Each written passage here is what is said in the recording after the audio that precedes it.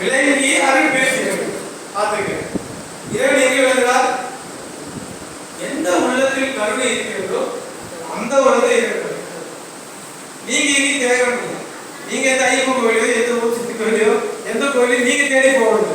கருணையாக இருந்தால் இறைவன் உங்களை தேடி வருவார். கருணை இருந்தால் நீங்க இறைவனை தேடி போவோம். எது ஈஸி? நமக்கு இறைவன் நம்மளை தேடி வருவது ஈஸியா? இறைவனை தேடி நாம போவது ஈஸியா? எங்கே கருணை இயற்கையில் உள்ளன அங்கே விளங்கிய அருட்பெருஞ்சிதமே. யாரே எனினும்